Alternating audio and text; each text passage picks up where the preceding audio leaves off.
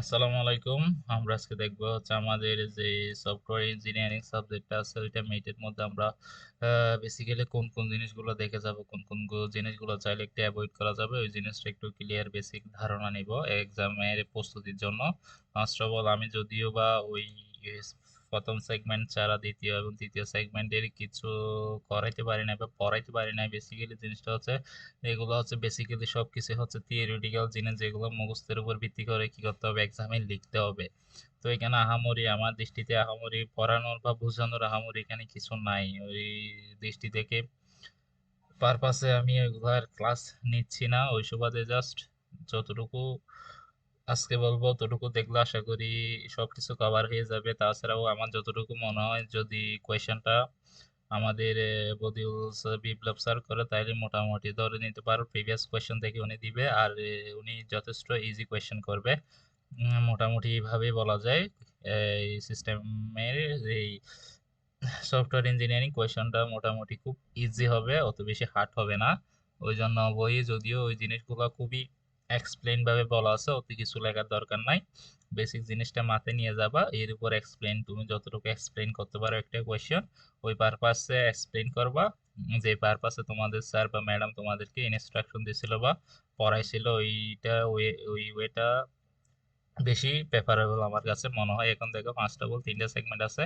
প্রথম সেগমেন্ট থেকে পুরো কি হবে থিওরিটিক্যাল, দ্বিতীয় সেগমেন্ট থেকেও থিওরিটিক্যাল প্রশ্ন আসবে এবং তৃতীয় সেগমেন্ট থেকেই থিওরিটিক্যাল কোয়েশ্চন হবে। এখন দেখো এই তিনটা সেগমেন্টের থেকে কি হবে, সবগুলো হচ্ছে থিওরিটিক্যাল কথাবার্তা এখানে আছে। এখন দেখুন দেখো যে প্রথম সেগমেন্টটা আছে এটা হচ্ছে সবচেয়ে বড় একটা সেগমেন্ট। এই সেগমেন্ট থেকে কোয়েশ্চনটা সেগমেন্ট থ্রিতেও যাওয়ার সম্ভাবনা আছে, যেহেতু সেগমেন্ট থ্রিটা খুবই ছোট সেই সুবাদে সেগমেন্ট এটা হচ্ছে সবচেয়ে বেশি বড়। ওই জন্য আমার যতটুকু বুঝতে পারছি প্রথম সেগমেন্টের একটা কোয়েশ্চেন বা একটা অথবা দুইটা কোয়েশ্চেন সেগমেন্ট থ্রিতে যাবে। আর কোয়েশ্চেন প্যাটার্নটা মেবি আগের মতো হবে না। একটা 10 নম্বরের এই সেগমেন্ট, প্রত্যেক সেগমেন্ট থেকে 10 নম্বর করে কোয়েশ্চেন আসবে। তাহলে 3×30টা 30 নম্বরের একটা কোয়েশ্চেন হবে। এখন দেখো এই 10 নম্বরের কোয়েশ্চেন প্যাটার্নের মধ্যে প্রশ্ন মাস্ট বি তিনটা থেকে চারটা কোয়েশ্চেন থাকবে, তিনটা থেকে কি থাকবে চারটা কোয়েশ্চেন থাকবে। তার মানে প্রত্যেকটা কোয়েশ্চেনের মান হবে 2 থেকে 3, প্রত্যেকটা কোয়েশ্চেনের মান হবে কত 2 থেকে 3 নাম্বার করে মান দেবে ওরা। এই জন্য আমার কথা হচ্ছে যেহেতু একটা 10 নাম্বার সেগমেন্টের জন্য আমরা বেসিক্যালি কয়টা থেকে কয়টা, তিনটা থেকে চারটা প্রশ্ন লিখতে হবে। তার মানে আমাদের অত বেশি ব্রিফলি এক্সপ্লেন করার কোনো দরকার নাই। বেসিক টার্ম বা মেইন পয়েন্ট কি পয়েন্টগুলো মনে রেখে কি করবো এর পারপাসে আনসার করব। যেহেতু সময়ও কম, সময় কভার করতে পারবে না বেশি এক্সপ্লেন করলে। ওই সুবাদে প্রত্যেকটা 10 নাম্বার সেগমেন্টের জন্য যেহেতু কোয়েশ্চেন পাবা 3 থেকে 4, 2 থেকে 3, প্রত্যেকটা কোয়েশ্চেনের মান দিবে 2 থেকে 3। সেই সুবাদে আমার রিকোয়ার্ড থাকবে প্রত্যেকটা কোয়েশ্চেন যেহেতু 2 থেকে 3 থাকবে তো এত বেশি এক্সপ্লেন করার দরকার নাই। মেইন টার্ম মেইন পয়েন্ট গুলাই নিয়ে আসবা, নিয়ে এসে একটু করে কি করবা, জাস্ট ওই মেইন পয়েন্টটাকে কি বোঝায় ওই জিনিসটা একটু এক্সপ্লেন করে দিবে। এতটুকুই হচ্ছে কি কাজ। জাস্ট যদি কোনো কোয়েশ্চেন 5 নাম্বারের আসে, 5 নাম্বারের আসার সম্ভাবনা খুবই কম। যদি কোনো কোয়েশ্চেন 5 মার্কের হয় তাহলে এটা একটু কি করতে হবে, ব্রডলি আলোচনা করতে হবে। এটা হচ্ছে কোয়েশ্চেন প্যাটার্নের বিষয়বস্তু বললাম। এখন দেখো কি কি পড়তে হবে আমাদের সেগমেন্ট গুলো থেকে। প্রথম সেগমেন্ট থেকে ফার্স্ট অফ অল হবে আমাদের সফটওয়্যার জিনিসটা কি, এবং সফটওয়্যারের যে তিনটা টাইপস আছে, টাইপস অফ সফটওয়্যার, ওই তিনটা টাইপস আমাদেরকে কি করতে হবে ভালো মতো দেখে যাইতে হবে। তারপর দেখো সফটওয়্যার প্রোডাকশন, এই সফটওয়্যারের প্রোডাকশনটা একটু দেখতে হবে। সফটওয়্যার প্রোডাকশন বেসিক্যালি দুইটা প্রোডাকশন আছে, ওই দুইটা প্রোডাকশনটা দেখে যাবে। একটা হচ্ছে জেনারেল সফটওয়্যার আর একটা হচ্ছে কি কাস্টমাইজ সফটওয়্যার।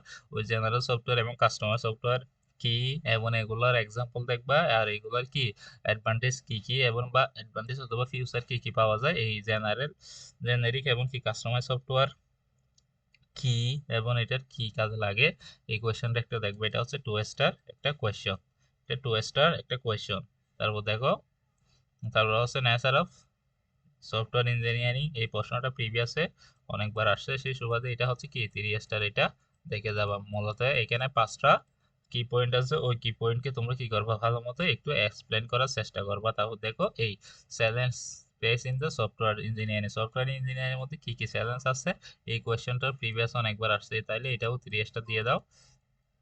এটাও 3 স্টার। এইখানে তাইলে challenging pace in the software engineering আর নেচার অফ দ্য কি সফটওয়্যার ইঞ্জিনিয়ারিং, এই প্রশ্নগুলো ভালো মতো কি দেখে যাবে। এই দুইটা প্রশ্ন, আর হচ্ছে কি ফেলিওর কারণ হওয়া, সফটওয়্যার ফেল হওয়ার কারণ, এটা হচ্ছে ডবল স্টার দাও।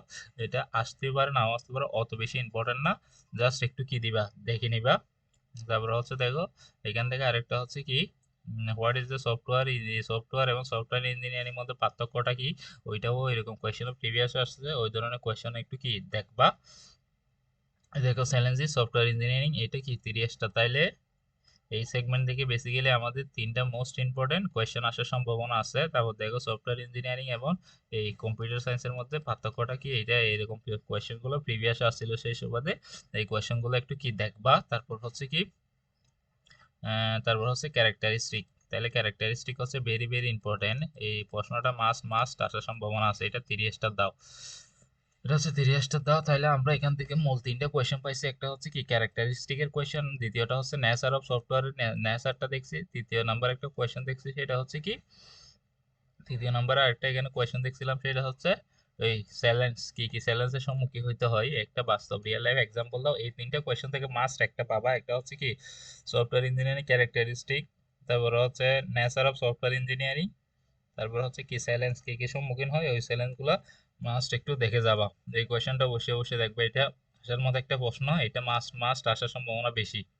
তারপরে হচ্ছে ক্যারেক্টারিস্টিক এখানে বর্ণনা করা হয়েছে, তারপরে সফটওয়্যার প্রসেস, প্রসেস মডেল, তারপরে এই প্রথম সেগমেন্ট থেকে আহামরি অত কিছু আর নাই। এখন দেখো এই পারপাসে প্রিভিয়াসে যে কোয়েশ্চেন গুলো আসছে ওইগুলো একটু কি হবে দেখতে হবে এই সেগমেন্টে। দেখো ফার্স্ট অফ অল হচ্ছে কি ইঞ্জিনিয়ারিং জিনিস এবং সফটওয়্যার ইঞ্জিনিয়ারিং এর মধ্যে কি পার্থক্যটা কি, তারপর এটার মধ্যে পার্থক্যটা কি এটা দেখবা, এই কোয়েশ্চনটা দেখবা।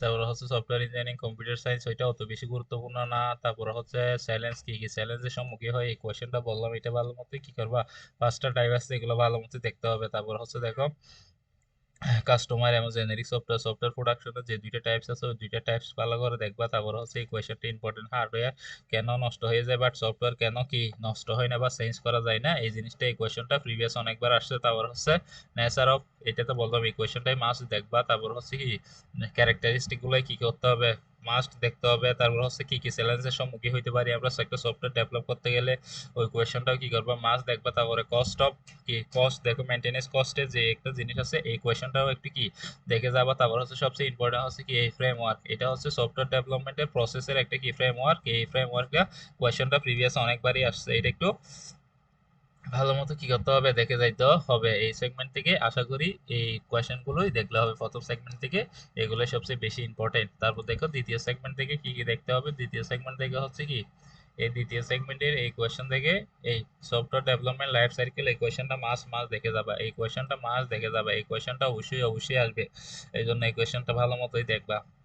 এইটাতে পারলে কি করতে হবে, ডায়াগ্রামটা ড্র করতে হবে, ইজিলি একটা ডায়াগ্রাম ড্র করবা, আর প্রত্যেকটা স্টেপকে কি করবা, পয়েন্ট কি করবা একটু একটু এক্সপ্লেইন করবা, আমার এক্সপ্লেইন করার দরকার নাই, প্রশ্ন যে মানের আসবে ওই মানের এক্সপ্লেইন করে দিবা।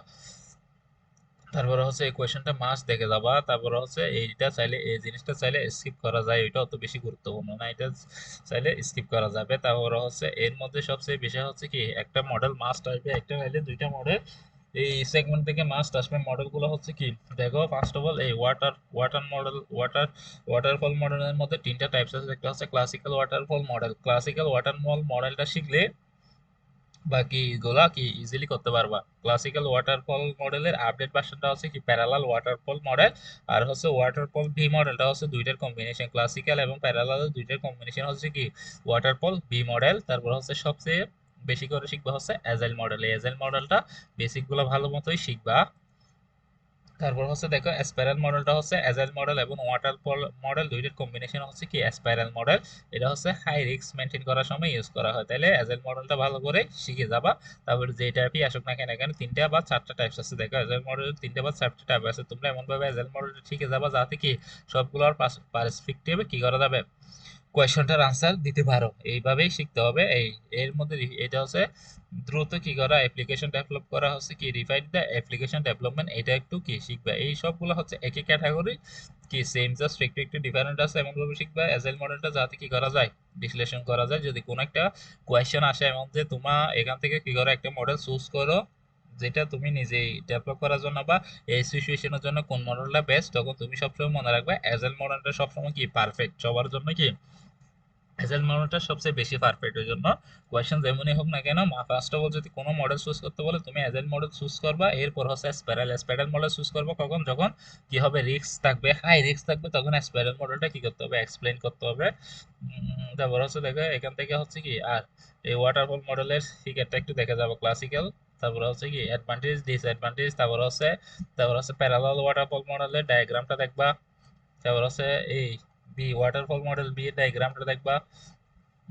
তারপর হচ্ছে অ্যাসপারেন্ট মডেলটা দেখে যাবা। আর এটা হচ্ছে কি লাস্ট অফ অল হচ্ছে কি এই অ্যাসপারেন্ট মডেলের গুলো হচ্ছে কি ইটারেটিভ ডেভেলপমেন্ট মডেল, তারপর হচ্ছে ইনক্রিমেন্ট মডেল, এগুলাই হচ্ছে সবগুলাই কি increment model, incremental development model, এগুলো সবগুলো হচ্ছে অ্যাজাইল মডেলের একটা একটা কি টাইপস। এগুলো হচ্ছে অ্যাজাইল মডেল, এগুলোর উপর কম্বাইন করে কি করা হয়েছে, একটা অ্যাজাইল মডেল তৈরি করা হয়েছিল। জাস্ট কি করবে এখান থেকে এই ইটারেটিভ প্রসেস কাকুল এই ডায়াগ্রামগুলো মাস্ট একটু দেখে যাবে, যাতে এগুলা এক্সামের মধ্যে আঁকা যায়। আসলে কি করবা, ডায়াগ্রামগুলো মাস্ট কি করে যাবা, দেখে যাবা।